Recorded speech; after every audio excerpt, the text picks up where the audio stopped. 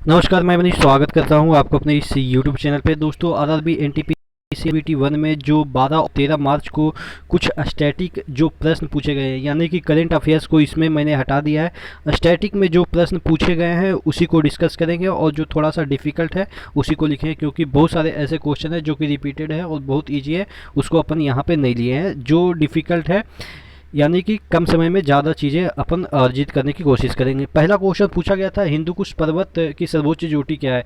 तो इसमें तरह तरह के क्वेश्चन बनेंगे। सबसे पहले ये जान लेते हैं कि जो हिंदू कुश पर्वत है वो कहाँ पे है। तो ये देखिएगा, ये जो पर्वत है अफगानिस्तान और पाकिस्तान में थोड़ा सा फैला, थोड़ा सा पाकिस्तान, ज़्यादातर इसके अफगानिस्तान में फैला है। लेकिन अगर इसकी सर्वोच्च चोटी की बात करें तो सर्वोच्च चोटी ये जो खैबर पख्तून जो एक एरिया है आपके पाकिस्तान का, वहाँ पे इसकी सर्वोच्च चोटी है। ठीक है, तो इसकी सर्वोच्च चोटी की हम बात करें तो इसका जो सर्वोच्च चोटी है वो तिरिच मीर है।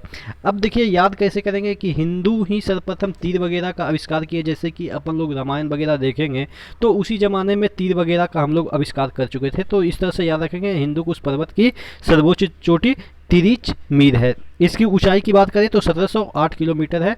ठीक है, अगला क्वेश्चन पूछा गया था, पॉन्स कहाँ पे पाया जाने वाला पाया जाता है और जिसका कि काम इनवॉलेंट्री एक्शन कंट्रोल करता है।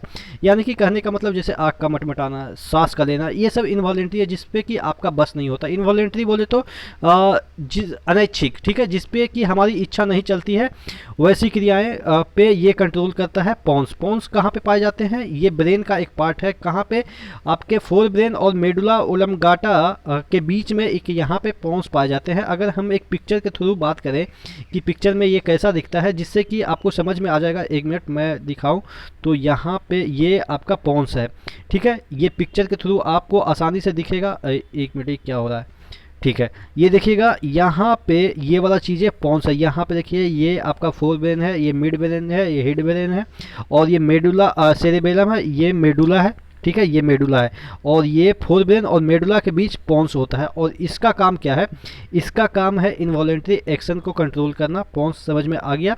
ठीक है, तो इस तरह से भी याद रखेंगे कि पॉन्स, पॉर्न जो मूवी है उसको हम लोग अपनी इच्छा तो नहीं रहती है देखने के लिए, लेकिन अगर वो सामने आ जाती है तो हम लोग कंट्रोल नहीं कर पाते हैं। ठीक है, तो इस तरह से याद रखेंगे कि ये ब्रेन का ही मतलब उपज है कि पॉर्न मूवी वगैरह देखते हैं तो दिमाग में ऐसा कुछ चलते रहता है, तभी हम लोग देखते हैं। तो ये यानी कि ये दिमाग में पाया जाता है। इस तरह से हम इसको याद कर सकते हैं। अगला क्वेश्चन पूछा गया था, इंटरनेट पे प्रकाशित होने वाला प्रथम समाचार पत्र की बात की जाए तो देखिएगा, इंटरनेट सबसे ज़्यादा कहाँ पे चलती है, सबसे ज़्यादा आपके अमेरिका में चलती है। तो अमेरिका वाले ही डाले होंगे इंटरनेट पे पहली बार समाचार पत्र। तो अमेरिका की खोज किसने की थी, कोलंबस ने। तो इस तरह से याद रखेंगे कि कोलंबस डिस्पैच प्रथम समाचार पत्र था जो कि इंटरनेट पे प्रकाशित हुआ। ठीक है, अब ये तो हो गया। लेकिन अगर पूछा जाए भारत के रिस्पेक्ट में कि भारत में सबसे पहला कौन सा जो है समाचार प्रकाशित हुआ था, तो ये 16 साल बाद द हिंदू जो न्यूज़पेपर है वो प्रकाशित हुआ था। ठीक है, तो और भारत का प्रथम समाचार पत्र कौन सा है, बंगाल गजट, ये भी आपको पता है। अगला क्वेश्चन क्यों बढ़ते हैं, भारत का पहला मेराइन नेशनल पार्क यानी कि बाटर नेशनल पार्क की बात की जा रही है। तो ये कौन सा, देखिए अभी मतलब कि मेनली रूप से 6 ही बाटर नेशनल पार्क है भारत में। जैसे कि टाइगर नेशनल पार्क होते हैं, बहुत सारे नेशनल पार्क होते हैं। तो उसी तरीके से मेराइन नेशनल पार्क, कहने का मतलब ये है कि इसमें जलीय जीव से संबंधित चीज़ें होती है, यानी कि यहाँ पर जलीय जीव का संरक्षण होता है। कौन कौन से नेशनल पार्क हैं ये भी आपको मैं बताऊंगा। सबसे पहले पूछा क्या गया है कि पहला national park marine national park यानी कि पानी वाला नेशनल पार्क। तो यानी कि जहाँ पे पानी होगा वहीं पे ये वाला पार्क होगा। तो पानी जो कोस्ट लाइन एरिया है यहीं आसपास होगा जितने भी नेशनल पार्क होंगे। तो यहाँ गुजरात से स्टार्ट करेंगे कि पहला यहाँ से स्टार्ट होता है। ठीक है, कौन सा, कच्छ की खाड़ी वाला, जो ये इस तरह से एक कच्छ यहाँ पे है, ये खंभात है। यहाँ पे मैं एक मैप बनाने की कोशिश करूँ तो देखिएगा, ये इंडिया है, ये इस तरह से गुजरात है। तो ये वाला कौन सा है, खंभात की खाड़ी, और ये वाला कच्छ की खाड़ी है। ठीक है, तो कच्छ की खाड़ी में प्रथम बार ये नेशनल पार्क बना था, मेराइन नेशनल पार्क। अब देखिए याद कैसे करेंगे, देखिए पानी में पार्क वगैरह, पानी के पार्क में जाते हैं तो कच्छा पहन के जाते हैं, ऐसा तो नहीं है पूरा सूट वूट पहन के जाते हैं। अगर आप वाटर पार्क वगैरह में नहाए होंगे तो आप देखे होंगे कि कच्छा पहन के जाते हैं। तो यानी कि कच्छा पहला कच्छ की खाड़ी में पहला भारत का नेशनल पार्क बनाया गया था 1980 में। उसके बाद बहुत सारे नेशनल पार्क बनाए गए, जैसे Mahatma Gandhi marine national park के बारे में पूछा जाएगा तो ज़्यादातर आपके अंडमान निकोबार में ही है। देखिएगा यहाँ पे एक अंडमान निकोबार में है, उसके बाद यहाँ पे एक और है रानी झांसी मेराइन नेशनल पार्क, ठीक है। दोनों स्वतंत्रता सेनानी हैं तो दोनों अंडमान निकोबार में है। तो रानी झांसी मेराइन नेशनल पार्क पूछे या Mahatma Gandhi marine national park पूछे, दोनों जो नेशनल पार्क है वो आपके कहाँ पे है, अंडमान निकोबार में। और अगर पूछा जाए घाई माता GAHIMATA, आप इसको इस तरह से याद रखेंगे, माता जी मेराइन जो सेंचुरी है वो कहाँ पे है, उड़ीसा। अब ये किस लिए बनाया गया है, ये जो कछुआ है उसको कंजर्वेशन करने के लिए, ठीक है। वहाँ पे ये अंडे वगैरह देती है, उसको कंजर्व करने के लिए, ठीक है। तो ये ध्यान रखिएगा, माता के सामने कोई भी जो आदमी है वो उड़ता नहीं है।